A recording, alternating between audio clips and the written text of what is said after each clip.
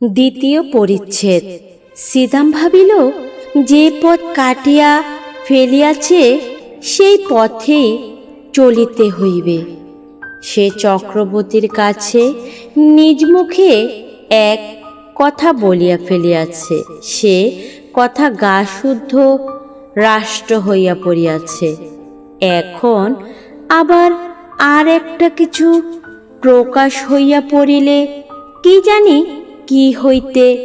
কি হইয়া পড়িবে, সে নিজেই কিছু ভাবিয়া পাইল না। মনে করিল কোনো মতে সে কথাটা রক্ষা করিয়া তাহার সহিত আর 5টা গল্প জুড়িয়া স্ত্রীকে রক্ষা করা ছাড়া আর কোনো পথ নাই।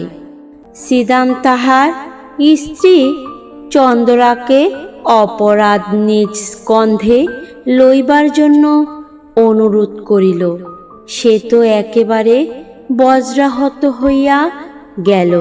শ্রীদাম তাহাকে আশ্বাস দিয়া কহিল, যাহা বলিতেছি তাই কর, তোর কোনো ভয় নাই, আমরা তোকে বাঁচাইয়া দিব। আশ্বাস দিল বটে, কিন্তু গলা শুকাইল, মুখ পাংশুবর্ণ হইয়া গেল। চান্দরায় বয়স 17-18, অধিক হইবে না। মুখখানি হৃষ্টপুষ্ট, গোলগাল, শরীরটি অনতি দীর্ঘ, 60 সুস্থ সবল অঙ্গ প্রত্যঙ্গের মধ্যে এমন একটি সৌষ্ঠষ্ট আছে যে চলিতে ফিরিতে নড়িতে চড়িতে দেহের কোথাও যেন কিছু বাধে না। একখানি নতুন তৈরি নৌকার মতো, বেশ খাটো এবং সুঢল, অত্যন্ত সহজে সরে এবং তাহার কোথাও কোনো গ্রন্থি শিথিল হইয়া যায় নাই। পৃথিবীর সকল বিষয়েই তাহার একটা কৌতুক এবং কৌতূহল আছে। পাড়ায় গল্প করিতে যাইতে ভালোবাসে এবং কুম্ভকক্ষে ঘাটে যাইতে আসিতে 2 আঙ্গুলি দিয়া ঘোমটা ইজ্জত ফাঁক করিয়া উজ্জ্বল চঞ্চল ঘ্রণকৃষ্ণ 2 চুটি চোখ দুটি দিয়া পথের মধ্যে দর্শনযোগ্য যাহা কিছু সমস্ত দেখিয়া লয়। বড় বউ ছিল ঠিক ইহার উল্টো, অত্যন্ত এলোমেলো, ঢিলেঢালা, অগোছালো, মাথায় কাপড়, কোলের শিশু, ঘরকন্নার কাজ কিছুই সে সামলাইতে পারিত না। হাতে বিশেষ একটা কিছু কাজও নাই, অথচ কোনো কালে যেন সে অবসর করিয়া উঠিতে পারে না। ছোট যা তাহাকে অধিক কিছু কথা বলিত না, মৃত্যুস্বরে 2-একটা তীক্ষ্ণ দর্শন করিত, আর সে হাও হাও দাও দাও করিয়া রাগিয়া মাগিয়া বকিয়া ঝকিয়া সারা হইত এবং পাড়াশুদ্ধ অস্থির করিয়া তুলিত। এই 2 জুড়ি স্বামী স্ত্রীর মধ্যে স্বভাবের একটা আশ্চর্য ঐক্য ছিল।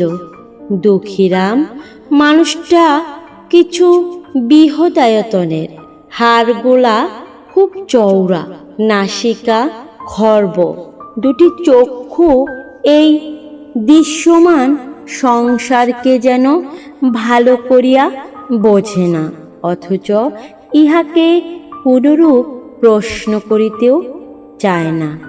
এমন নিরীহ অথচ বিষণ্ণ, এমন সবল অথচ নিরুপায় মানুষ অতি দুর্লভ।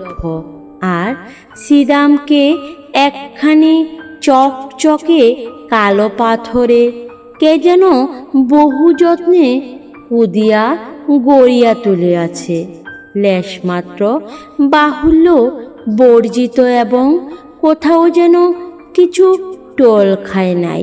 প্রত্যেক অঙ্গটি বলের সহিত নৈপুণ্যর সহিত মিশিয়া অত্যন্ত সম্পূর্ণতা লাভ করিয়াছে। নদীর উচ্চ পার হইতে লাফাইয়া পড়ুক, লগি দিয়া নৌকা ঠেলুক, বাঁশ গাছে চড়িয়া বাছিয়া বাছিয়া কঞ্চি কাটিয়া আনুক, সকল কাজেই তাহার একটি পরিমিত পারিপাট্য, একটি অবলীলাকৃত শোভা প্রকাশ পায়। বড় বড় কালো চুল তেল দিয়া কপাল হইতে যত্নে আছড়াইয়া তুলিয়া কাঁধে আনিয়া ফেলিয়াছে। বেশভূষা সাজসজ্জায় বিলন্ন একটু যত্ন আছে। অপরাপর গ্রামবধূদিগের সৌন্দর্যের প্রতি যদিও তাহার উদাসীন দৃষ্টি ছিল না, এবং তাহাদের চক্ষে আপনাকে মনোরম করিয়া তুলিবার ইচ্ছা তাহার যথেষ্ট ছিল, তবু শ্রীরাম তাহার যুবতী স্ত্রীকে একটু বিশেষ ভালোবাসিত। উভয়ে ঝগড়াও হইত, ভাবও হইত, কেউ কাহাকেও পরাস্ত করিতে পারিত না। আর একটি কারণে উভয়ের মধ্যে বন্ধন কিছু সুদৃঢ় ছিল। শ্রীরাম মনে করিত চন্দরা যেরূপ চটুল চঞ্চল প্রকৃতির স্ত্রীলোক, তাহাকে যথেষ্ট বিশ্বাস নাই। আর চন্দ্রা মনে করিত আমার স্বামীটির চতুর্দিকেই দৃষ্টি, তাহাকে কিছু কষাকষি করিয়া না বাঁধিলে কোন দিন হাতছাড়া হইতে আটক নাই।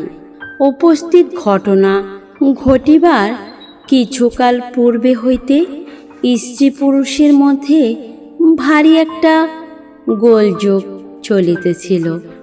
চন্দরা দেখিয়াছিল তাহার স্বামী কাজের ওজর করিয়া মাঝে মাঝে দূরে চলিয়া যায়, এমনকি দুই একদিন অতীত করিয়া আসে, অথচ কিছু উপার্জন করিয়া আনে না। লক্ষণ মন্দ দেখিয়া সেও কিছু বাড়াবাড়ি দেখাইতে লাগিল। যখন তখন ঘাটে যাইতে আরম্ভ করিল এবং পাড়া পর্যটন করিয়া আসিয়া কাশী মজুমদারের মেজো ছেলেটির প্রচুর ব্যাখ্যা করিতে লাগিল। শ্রীরামের দিন এবং রাত্রিগুলির মধ্যে কে যেন বিষ মিশাইয়া দিল। কাজে কর্মে কোথাও একদণ্ড গিয়া সুস্থির হইতে পারে না। একদিন ভাজকে আসিয়া ভারী বৎসনাদ করিল। সে হাত নাড়িয়া ঝঙ্কার দিয়া উপস্থিত মৃত পিতাকে সম্বোধন করিয়া বলিল, ও মেয়ে ঝড়ের আগে ছোটে, ইহাকে আমি সামলাইব। আমি জানি ও কোন দিন কি সর্বনাশ করিয়া বসিবে। চন্দরা পাশের ঘর হইতে আসিয়া আস্তে আস্তে কহিল, কেন দিদি, তোমায় এত ভয় কিসের? এই দুই যায়ে বিষম দণ্ড বাঁধিয়া গেল। শ্রীরাম চোখ পাকাইয়া বলিল, এবার যদি কখনো শুনি তুই একলা ঘাটে গিয়াছিস, তোর ঘাড় গুড়াইয়া দেব। চন্দরা বলিল, তাহা হইলে তো হাড় জোড়ায়, বলিয়া তৎক্ষণাৎ বাহিরে যাইবার উপক্রম করিল।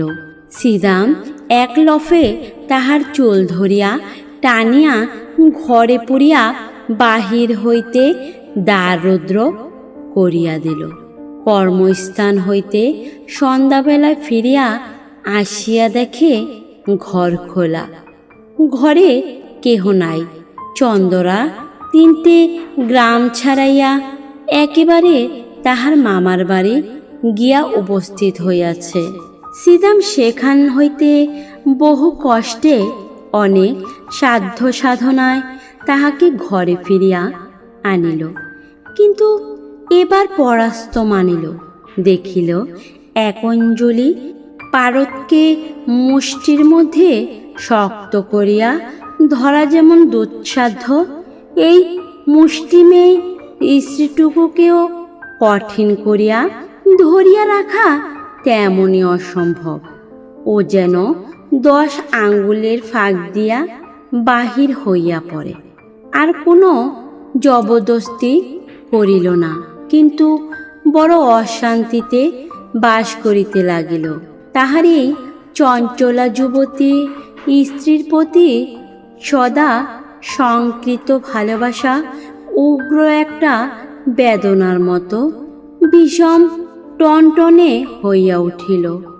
এমনকি একবার মনে হইত, এই যদি মরিয়া যায় তবে আমি নিশ্চিন্ত হইয়া একটুখানি শান্তি লাভ করিতে পারি। মানুষের উপরে মানুষের যতটা ঈর্ষা হয়, যমের উপরে এতটা নহে। এমন সময়ে ঘরে সেই বিপদ ঘটিল। চন্দ্রাকে যখন তাহার স্বামী খুন স্বীকার করিয়া লইতে কহিল, সেই স্তম্ভিত হইয়া চাহিয়া রহিল। তাহার কালো দুটি চক্ষু কালো অগ্নির ন্যায় নীরবে তাহার স্বামীকে দগ্ধ করিতে লাগিল। তাহার সমস্ত শরীর মন যেন ক্রমেই সংকুচিত হইয়া স্বামী রাক্ষসের হাত হইতে বাহির হইয়া আসিবার চেষ্টা করিতে লাগিল। তাহার সমস্ত অন্তরাত্মা একান্ত বিমুখ হইয়া দাঁড়াইল। শ্রীদাম আশ্বাস দিল, তোমার কিছু ভয় নাই বলিয়া পুলিশের কাছে ম্যাজিস্ট্রেটের কাছে কি বলিতে হইবে বারবার শিখাইয়া দিল। চন্দরা সে সমস্ত দীর্ঘ কাহিনী কিছুই শুনিল না। কাঠের মূর্তি হইয়া বসিয়া রহিল। সমস্ত কাজেই শ্রীদামের উপর দুঃখীরামের একমাত্র নির্ভর। শ্রীদাম যখন চন্দরার উপর দোষারোপ করিতে বলিল, দুঃখী বলিল, তাহা হইলে বৌমার কি হইবে? শ্রীদাম কহিল, ইহাকে আমি বাঁচাইয়া দেব। বৃহৎকায় দুঃখীরাম নিশ্চিন্ত হইল।